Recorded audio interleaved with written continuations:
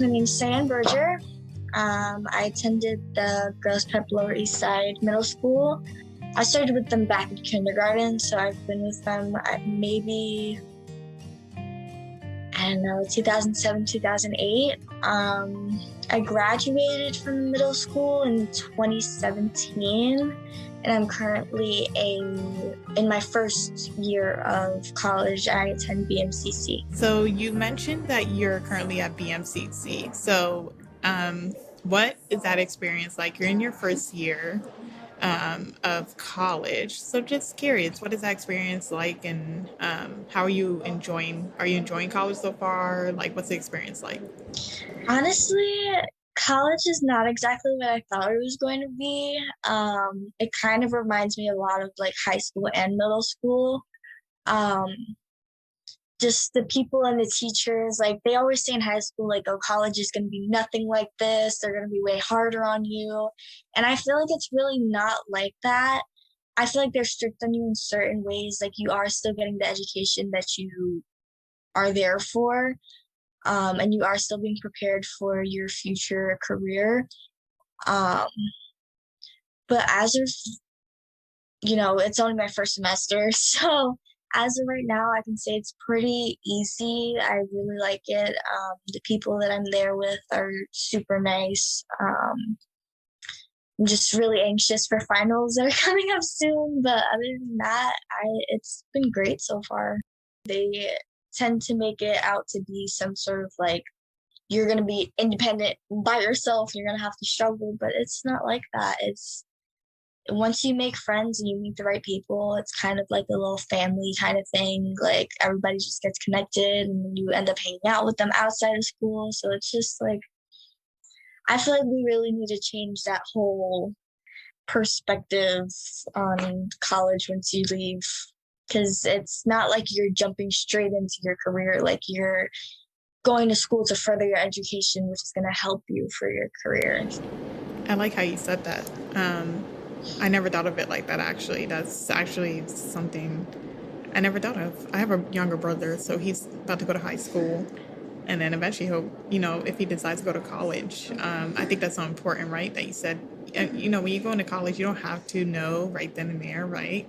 And college is not always the pathway either for people. I actually saw Miss McCalla recommended you for this interview, and she gave me a couple of notes, and it says that you took a year off. And so, if you feel comfortable, I just want to know what was the reason behind that decision. And again, this is a no judgment free zone. Like, No, I yeah. totally understand. Like, what made you decide that? What were the factors, and I guess like reflecting on why you chose not to go straight into college. Honestly, with the way my senior year played out, COVID had just started. So, once those 2 weeks passed, and they started to announce like we weren't going to be able to go back to school, we were going to have to figure out how to like transition to online. I didn't necessarily feel like I was motivated enough or like had the right help to kind of put me on the path to want to just immediately jump straight into college, which honestly I feel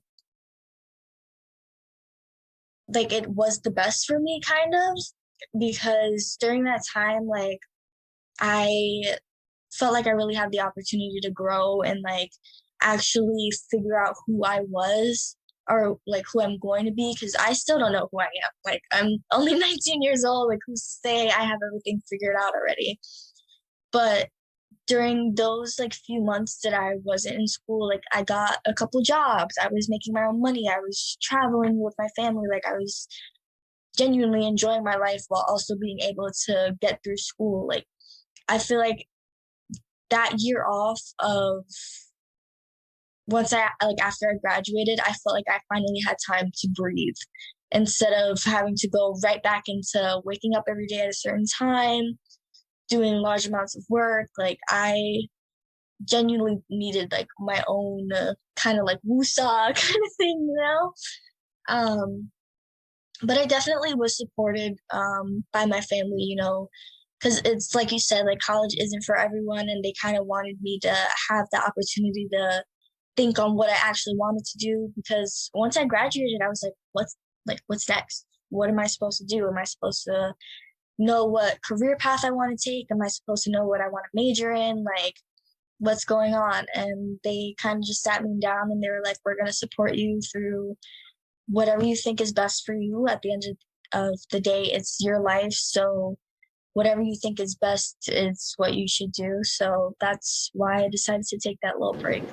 I love that. I mean, I just love the fact that you recognize, like you said, college isn't for everyone, and sometimes we just need time to figure out for ourselves what we want to do, and like you said, who we are. Like I'm working like I'm a working individual, and even I still struggle with like, who am I as a person, and it's something that you don't resolve by going to. It's not always resolved by going to college, right? There are other ways to discover yourself, and I love how you said you had kind of like you saw like a kind of a moment to break away from right school to Yeah. focus on yourself. I love that.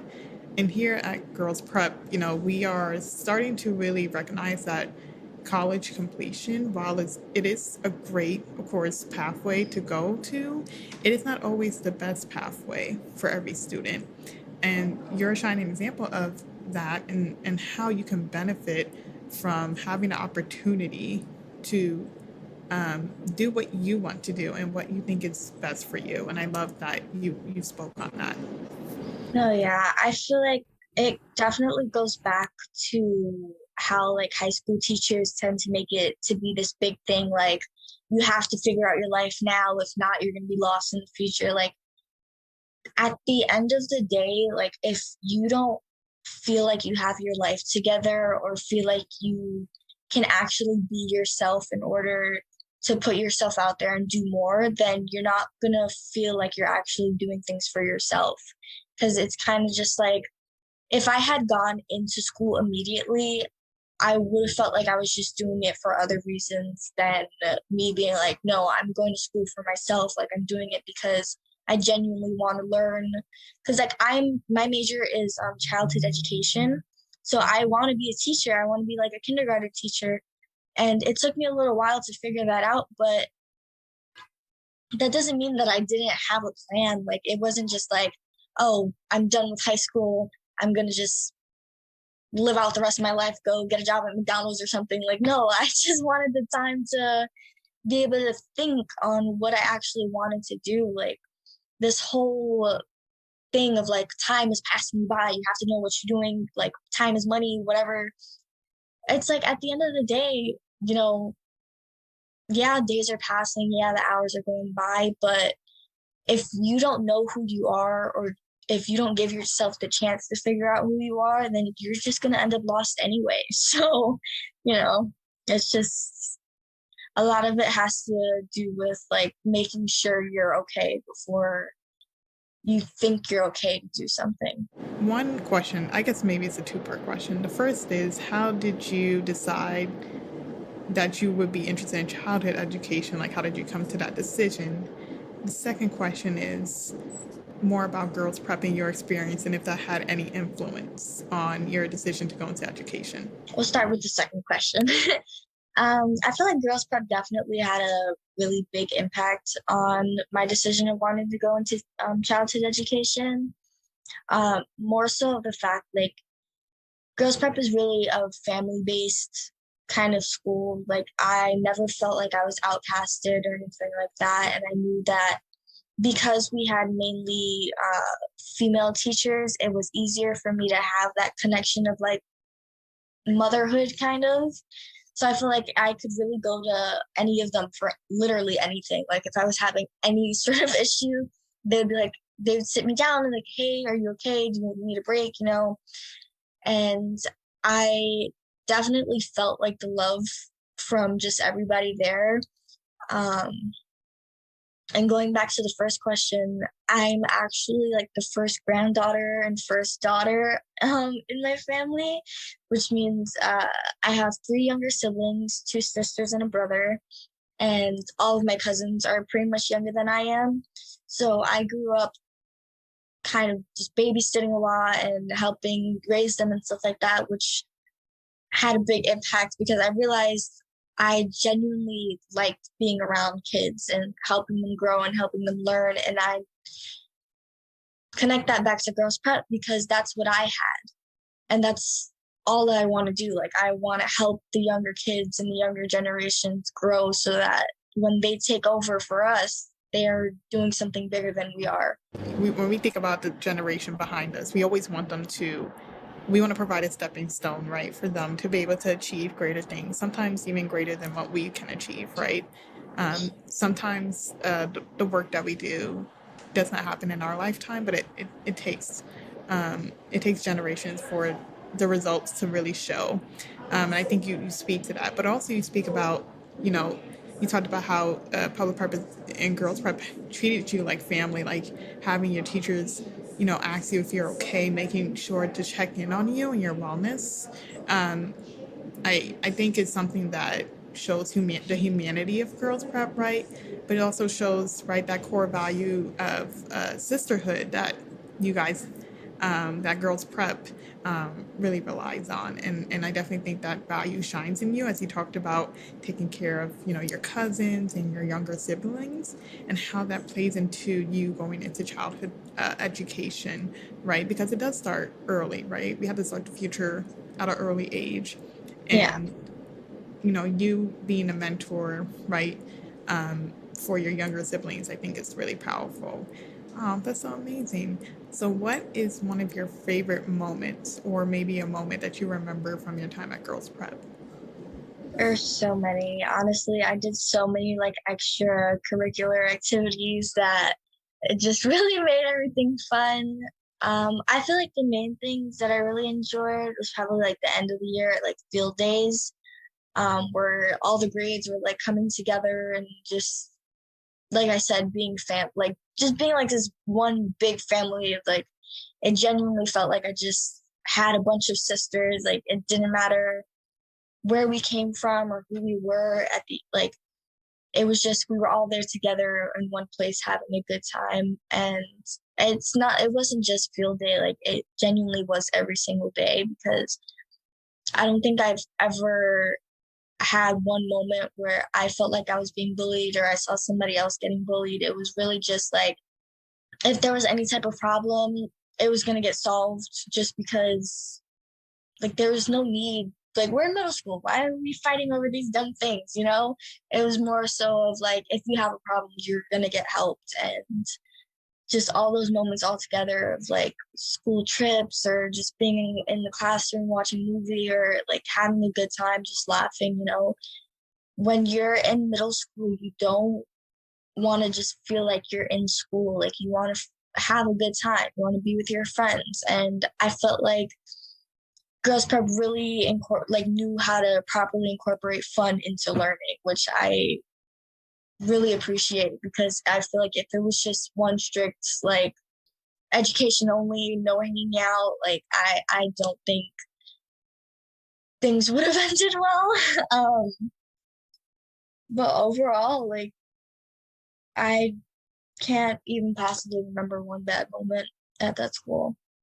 It makes me, you know, think about the thought of when you're in a single, right? Because this is a single gender school, it's all girls, and then we now have our all boys. And excitingly, we our all boys school, boys prep, is having their first eighth grade graduating class. So you will be joined with the first class of 2022, first graduating class, joining as alumni with the alumni. So it's pretty exciting to see all of that, but also just what you talked about, looking back on those memories and those experiences and how they left an imprint on you to the point that even today you still hold those memories so close to you. And I just love hearing about like the field trips and how you said it didn't feel like a field trip, but something more.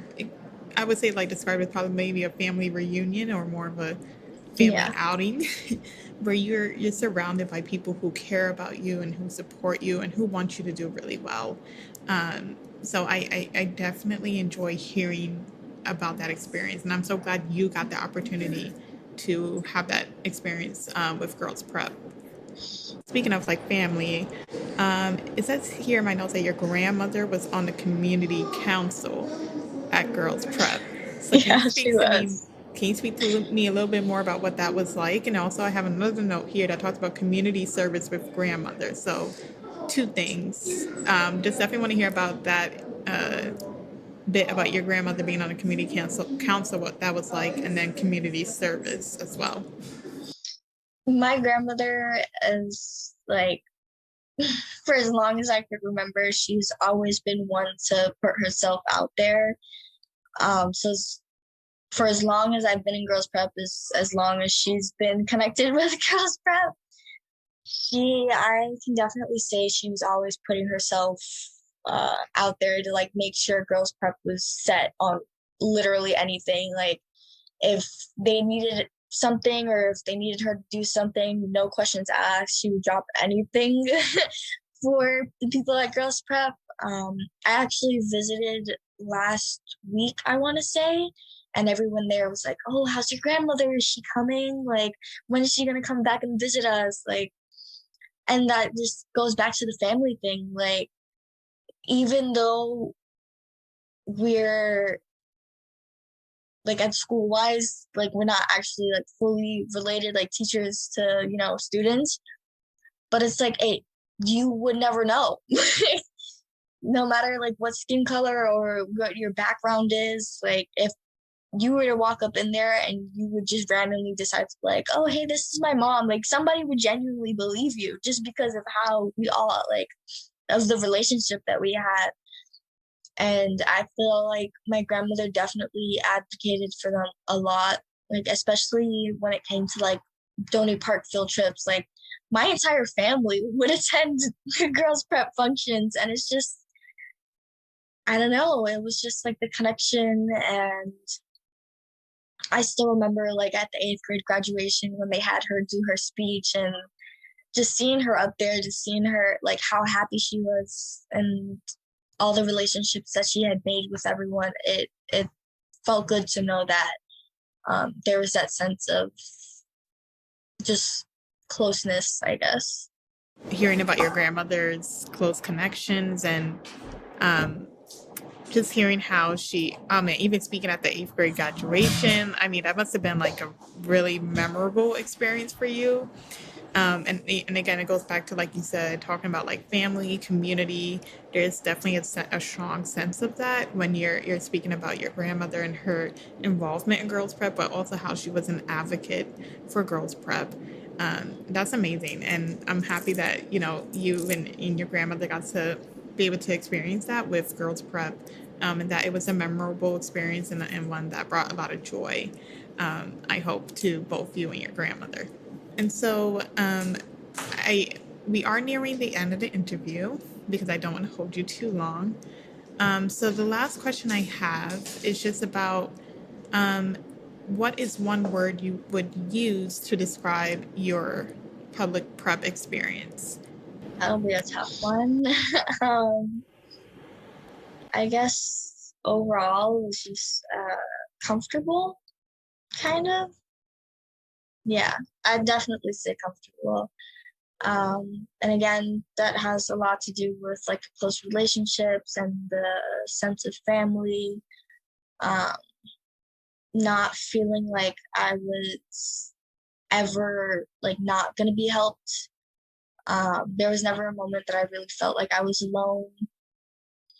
Just the fact that I could walk into school and just not have to hold anything in me felt really good because I knew at the end of the day, like if I really needed to, I could go to anyone and it would just feel normal to talk to them, because oftentimes people think like it's really hard to talk to people in their family about their issues, but I feel like at public prep and at girls prep, like you really don't have that moment where you feel like nobody's gonna understand you.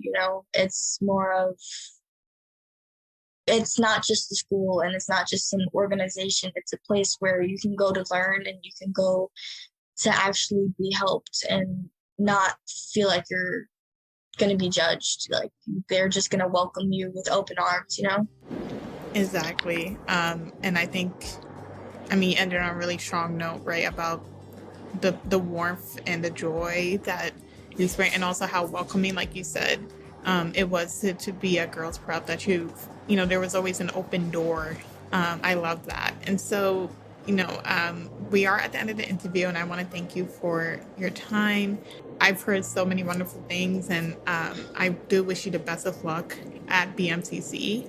Thank you. I appreciate it. It's amazing that you're doing childhood education, because that is not always an easy job. But I do see that you are very wise for your age, and so I think you'll definitely be successful, whatever you choose to do in the future, right? And like you said, you're still finding yourself, but at the same time, you have your family to support you. And that's great that they're supporting you and that they're behind you, whatever you decide to do. The Public Prep Podcast is produced in partnership with True Story FM, engineering by Pete Wright. Music this week is by Eldar Kedem.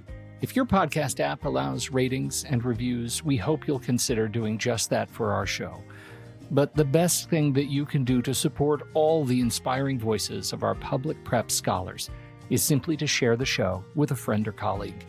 Thank you for listening.